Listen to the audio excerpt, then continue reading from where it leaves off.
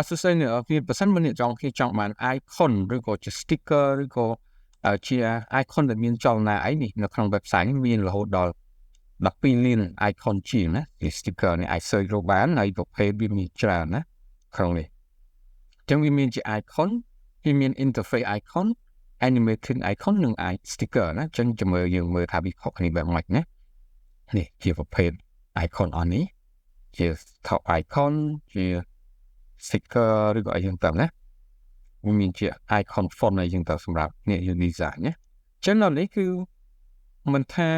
free មិនថា professional ទេគឺក៏ design ធំនេះគេប្រើវាហ្នឹងណាហើយ website ហ្នឹងគឺflaticon.com ណា flaticon.com ហើយអ្នកនរគ្នាអាចចុច icon មកនេះ menu icon មកនេះចេញមកណាមានច្រើនអ្នកនរគ្នាអាចធ្វើការ download យកទៅប្រើបានណានេះ click មក icon មួយចំនួនត្រូវការ premium ណាមិនអាច download បានតែ icon ភាគច្រើនគឺនេះតែយើងថាមួយចំនួនគឺយើងអាច download យកទៅប្រើបានដោយប្រើជាផ្នែក free ឬក៏ PNG ឬក៏អីចឹងទៅណានេះ PNG បើចង់បានប្រភេទនេះក៏ premium ណាទៅបើហ្នឹងsticker ណា sticker ក៏ដូចគ្នាដែរណា sticker សម្រាប់គឺស្មើអីហ្នឹងណាយើងអាចធ្វើការ download ជា PNG អីយកទៅប្រើប្រាស់បានតែម្ដងណាហ្នឹងអញ្ចឹងយើងមាន icon sticker តែមួយទៀតគឺសម្រាប់អ្នក design ណាហាមអ្នក design នេះធ្វើ project ធ្វើអីនេះធ្វើ web ឬក៏ធ្វើទៅសេសម្រាប់ iOS ឬក៏ Android application ឬក៏កម្មវិធីផ្សេងៗនេះមាន icon on នេះអ្នកអរគ្នាអាចយកទៅប្រើប្រាស់បានដាក់នៅក្នុង website តែម្ដងឬក៏ដាក់នៅក្នុងជា contact ជាអីណាជា menu ជាអីតែម្ដងណាហើយមួយទៀតអ្វីដែលកាន់តែពិសេសគឺ animate icon ណាអញ្ចឹងវាមានចលនាបែបនេះណាហើយអាច download ជា video ឬក៏ជា GIF ឬក៏ PNG ណាបើ PNG វាអត់មានចលនាតែជា GIF មានណាបើយើងនេះតើយើងប្រើ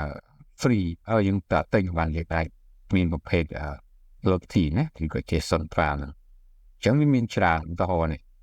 ណា click មកវិញវាមានចលនាយើងតែម្ដងណាគេថាអាចធ្វើការ download បានណាគេ download free ជាលក្ខណៈបែបនេះណាតែវាត្រូវការ attribute មានន័យថាបើសិនបើយើងយក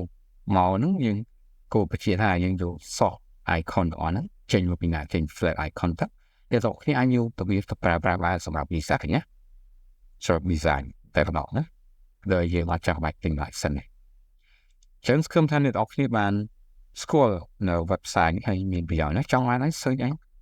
មកណាអូខេអាចធ្វើការ search បានណាពេលខ្លះយើង search ក៏នៅឯUI idea ណានេះ by web UI ហ្នឹងណា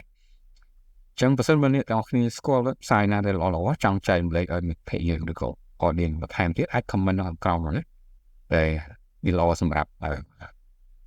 គ្នាយើងទៅប្រើប្រាស់ណាអូខេអរគុណច្រើនជួបគ្នានៅពេលក្រោយបាយ